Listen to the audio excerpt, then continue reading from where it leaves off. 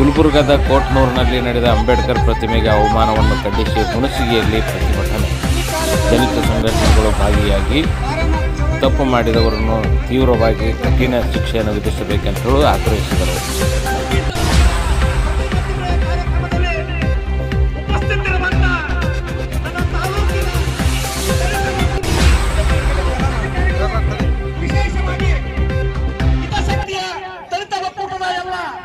ಅಧಿಕಾರಿಗಳು ಆತ್ಮೀಯರು ಇಡೀ ನಮಗೆ ಸಾಮಾಜಿಕವಾಗಿ, ರಾಜಕೀಯವಾಗಿ, ಧಾರ್ಮಿಕವಾಗಿ ಅನೇಕ ರೀತಿಯ ಸ್ವಲ್ಪಕ್ಕೆ ಕಾರಣಭೂತರಾಗುತ್ತ ಇಡೀ ಜಗತ್ತನ್ನು ನೆಚ್ಚುವಂತ ನಮ್ಮ ನಿಮ್ಮಗಳ ನಾಯಕರಾಗುವಂತ ಡಾಕ್ಟರ್ BR ಅಂಬೇಡ್ಕರ್ ಅವರ ಕಿಲಗೇಡಿಗಳು ಅಪಮಾನವನ್ನು ಮಾಡಿದನ್ನು ಖಂಡಿಸಿ ಆ ಅಪಮಾನ ವ್ಯಕ್ತಿಗೆ ಕೂಡಲೇ ಬಂಧಿಸಬೇಕು. ಜೊತೆಗೆ ಅವನಿಗೆ ಮಾಡುವವರೆಗೆ ನಮ್ಮ ಹೋರಾಟ ನಿಲ್ಲುವುದಿಲ್ಲ. ಇದು ನಮ್ಮ ಹಿತಶಕ್ತಿಯ ದಲಿತ ಒಕ್ಕೂಟದ ಒಂದು ಘೋಷಣೆ. ಇವತ್ತು ಯಾಕೆ ಆಗ್ತಾ ಇದೆ? ಇದಕ್ಕೆ ಏನು ಕಾರಣ? ಇದಕ್ಕೆ ಯಾರು ಇದಕ್ಕೆ ಕುಮ್ಮಕ್ಕು ನೀಡ್ತಾರೆ? ಗಡೀಪಾರು ಮಾಡಬೇಕಂತೇಳಿ ಈ ಒಂದು ಸಂಘಟನೆಯನ್ನು ಖಡಾಖಂಡಿತವಾಗಿ ಖಂಡಿಸ್ತಾ ಇದೆ. ಅದಕ್ಕಾಗಿ ಮುಂಬರುವ ದಿನಗಳಲ್ಲಿ ಆದಷ್ಟು ಬೇಗನೆ ಈ ಒಂದು ಕಿಲಗಡೆ ಒಂದು ಸಂಘದಿಂದ ಆಗ್ತಾ ಇದೆ. ಅದಕ್ಕಾಗಿ ತಾವೆಲ್ಲರೂ ಕೂಡ ಈ ಒಂದು ಹೋರಾಟದಲ್ಲಿ ತಾವೆಲ್ಲರೂ ಭಾಗವಹಿಸಬೇಕು. ಯಾಕಂದ್ರೆ ಇವತ್ತು ಒಬ್ಬ ಸಾಮಾನ್ಯ ವ್ಯಕ್ತಿ ಕೂಡ ಸ್ವರೂಪಿಸಿದ ಮೂಲ ಜ್ಞಾನ ಡಾಕ್ಟರ್ BR ಅಂಬೇಡ್ಕರ್ ಅಂತ ಇಡೀ ಜಗತ್ತನ್ನು ನಡೆಸುವಂತ ಒಂದು ಸಂವಿಧಾನದ ಮೂಲಕ ಈ ಸಂವಿಧಾನದ ಮೂಲಕವಾಗಿ ಪಾರ ಮಾಡಬೇಕು. ಯಾಕಂದ್ರೆ ಸರ್ಕಾರ ಇರೋದು ಸಾರ್ವಜನಿಕರ ಹಿತಕ್ಕಾಗಿ ಅಂದಾಗ ಮಾನ್ಯ ಮುಖ್ಯಮಂತ್ರಿಗಳು ಹಾಗೂ ಗೃಹ ಮಂತ್ರಿಗಳು ಕೆಲವೊಂದು ಜಿಲ್ಲೆಗಳಲ್ಲಿ ಕೇಳುತ್ತಿರುವುದು ನೀಡಬೇಕು. जोर से बोलो, प्यार से बोलो, जय जय जय भीम. जोर से बोलो, प्यार से बोलो, जोर से बोलो, प्यार से बोलो, जोर से बोलो, प्यार से बोलो, जोर से बोलो, प्यार से बोलो.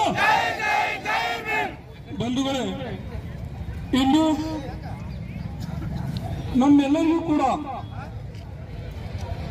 ಕಾನೂನಾತ್ಮಕವಾಗಿ ಗುಲಾಮಗಿರಿಯಿಂದ ಕೋಟಿ ಕೋಟಿ ಕುಲ ಮಾನವರಿಗೆ ಹೊರತೆಗೆದಿರ್ತಕ್ಕಂಥ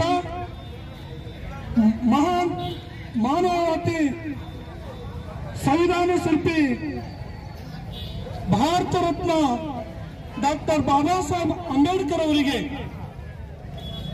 ಗುಲ್ಬರ್ಗ ಜಿಲ್ಲೆಯ ಕೋಟನೂರು ಪ್ರದೇಶದಲ್ಲಿ ಡಾಕ್ಟರ್ ಚಪ್ಪಲಿಯ ಹಾರ ಹಾಕುವ ಮುಖಾಂತರ ಏನು ಅಪಮಾನಗೈದಿದ್ದಾರೆ. ಅಂತಹ ದುಷ್ಕರ್ಮಿಗಳನ್ನು, ಅಂತಹ ನಾಚಿಕೆಟ್ಟ ಆ ವ್ಯಕ್ತಿಗಳನ್ನು ಕೂಡಲೇ ಈ ಸರ್ಕಾರ ಬಂಧಿಸಬೇಕು. ಅವರಿಗೆ ಕಠಿಣವಾದ ಗಲ್ಲು ಶಿಕ್ಷೆ ಹಾಕಬೇಕು. ಇಲ್ಲ ಈ ದೇಶದಿಂದ ಅವರನ್ನು ಗಡೀಪಾರು ಮಾಡಬೇಕು. ಇದು ದಲಿತ ಸಾಮೂಹಿಕ ಸಂಘಟನೆಗಳ ಒಕ್ಕೂಟದ ಇದು ಹಕ್ಕೊತ್ತಾಯವಾಗಿದೆ.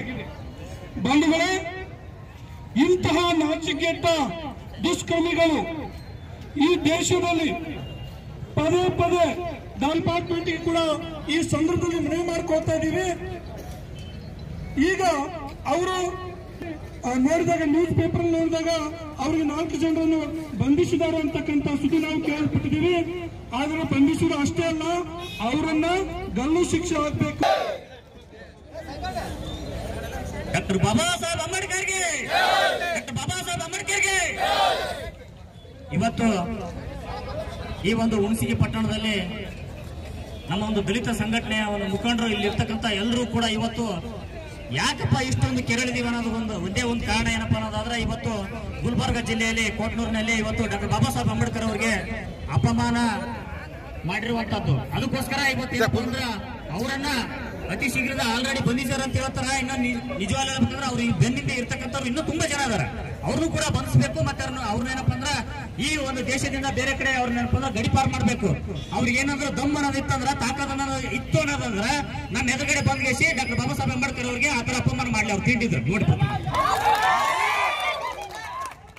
ಅಲ್ರಿ, ಎಲ್ಲೋ ಒಂದ್ ಕಡೆ ಯಾರು ಇಲ್ಲಾರ್ದಾಗ ಬಂದ್ಗೇಸಿ ಅಪಮಾನ ಮಾಡಿ ಹೋಗೋದು, ಅವಮಾನ ಮಾಡಿ ಹೋಗೋದು ನಿಮ್ಗೆ ಯಾರು ಕಲಿಸ್ಯಾರ? ಇದನ್ನ ಈ ದೇಶದೊಳಗೆ ಹುಟ್ಟಿರಿ ಅಂತಂದಾಗ, ಈ ದೇಶದ ಮಣ್ಣು ತಿಂದಿರಿ ಅಂತಂದಾಗ, ಈ ದೇಶದಲ್ಲಿ ನಿಮ್ಮ ಅಕ್ಕ ತಂಗಿಯರು, ನಿಮ್ಮ ಹೆಂಡ್ರ ಮಕ್ಕಳೆಲ್ಲ ಸುಭಿಕ್ಷವಾಗಿ ಹೊರಗಡೆ ಅಡ್ಡಾಡಕತ್ತಾರ ಅಂದ್ರೆ ಡಾಕ್ಟರ್ ಬಾಬಾ ಸಾಹೇಬ್ ಅಂಬೇಡ್ಕರ್ ಕೊಟ್ಟಿರ್ತಕ್ಕಂಥ ಭಿಕ್ಷೆ ಅಂತ ತಿಳಿದ್ರಿ. ಏನಂತ ಅನ್ಕೊಂಡ್ಬಿಟ್ರಿ ನೀವು ಡಾಕ್ಟರ್ ಬಾಬಾ ಸಾಹೇಬ್ ಅಂಬೇಡ್ಕರ್ ಅವ್ರನ್ನ? ಅಂದ್ರೆ ನಿಮ್ಗೆ ತಿಳಿದಾಗ ನೀವು ಏನಪ್ಪಾ ಅಂತಂದ್ರ ಅವರ ಸೌಲಭ್ಯ ಅಂತ ಗೊತ್ತ್ರಿ. ಅವರ ಒಂದು ಸಂವಿಧಾನಾತ್ಮಕವಾಗಿ ಕಾನೂನಾತ್ಮಕವಾಗಿ ನಿಮಗೇನೇ ಅನ್ಯಾಯ ಆದ್ರ ನಿಮ್ಮ ಮನೆ ಹೆಣ್ಮಕ್ಳು ರೇಪ್ ಆದ್ರ ಡಾಕ್ಟರ್ ಬಾಬಾ ಸಾಹೇಬ್ ಕಾನೂನು ಅನ್ವಯ ಆಗ್ತದೆ, ಇಲ್ಲಾಂದ್ರೆ ಅನ್ವಯ ಆಗಲ್ಲ. ಅದಿಲ್ಲ. ಅದಕ್ಕೋಸ್ಕರ ನಾನು ಹೇಳೋದಿಷ್ಟೇ, ದಯವಿಟ್ಟು ಇಂಥ ಮನಸ್ಥಿತಿ ಇರೋರು ದಯವಿಟ್ಟು ಮೊದಲು ಬದಲಾವಣೆ ಆಗ್ರಿ. ಇವತ್ತು ನೋಡ್ಬೋದು ಸಂವಿಧಾನ ಬದಲು ಮಾಡ್ತೀನಿ ಅಂತ ಹೇಳಿ ಶಲ್ಯ ಬಂದು ಕೇಳ್ತಾಳ ಯಾರವ ಅನಂತ್ ಕುಮಾರ್ ಹೆಗ್ಡೆ, ಆ ಬೋಳಿ ಮಗ ಬಂದೇ ಮಾತು ಹೇಳ್ತೀವಿ, ಸಂವಿಧಾನ ಬದಲು ಮಾಡೋದಲ್ಲ, ನಿಮ್ಮ ಅಪ್ಪನ ತಾಕತ್ತಿತ್ತಪ್ಪ ಅಂತಂದ್ರೆ ನೀನ್ ಮಾಡಿ ತೋರಿಸ್ತೀನಿ. ಅದ್ರ ಜೊತೆಗೆ ತೋಟ ಯಾರವ ಚದಿಸಿ ಸೂರ್ಯ, ಅವನು ದೊಡ್ಡ ದೊಡ್ಡ ದಿಮೇಕಿನ್ ಮಾತಾಡ್ತಾನ. ಇಂಥ ನನ್ನ ಮಕ್ಕಳಿಗೆ ನಾವೇನು ಅಂಜಂಗ್ಲ ಅವ್ರಿಗೆ ಹೆಂಗ ಏಟ್ ಕೊಡ್ಬೇಕು ಅನ್ನೋದು ನಮ್ಗೆ ಚೆನ್ನಾಗಿ ಗೊತ್ತದ. ಯಾಕಂದ್ರೆ ಡಾಕ್ಟರ್ ಬಾಬಾ ಸಾಹೇಬ್ ಅಂಬೇಡ್ಕರ್ ಅವರು ನಮ್ಗೆ ಅದನ್ನ ತಿಳಿಸ್ಕೊಟ್ಟಾರ. ಇವತ್ತಿನ ಮಿತಿಗೆ ನಾನು ಒಂದೇ ಮಾತು ಹೇಳಕ್ ಇಷ್ಟಪಡ್ತೀನಿ. ಇವತ್ತು ಜೈ ಶ್ರೀರಾಮ್ ಅಂತ ಕೂಗ್ತೀವಿ. ಯಾರಿಂದ ಡಾಕ್ಟರ್ ಬಾಬಾ ಸಾಹೇಬ್ ಅಂಬೇಡ್ಕರ್ ಅವರ ಕೊಟ್ಟಿರ್ತಕ್ಕಂಥ ಭಿಕ್ಷೆಗಿಂತ ಇವತ್ತು ನಾವು ಜೈ ಶ್ರೀರಾಮ್ ಅಂತ ಕೂಗ್ತೀವಿ.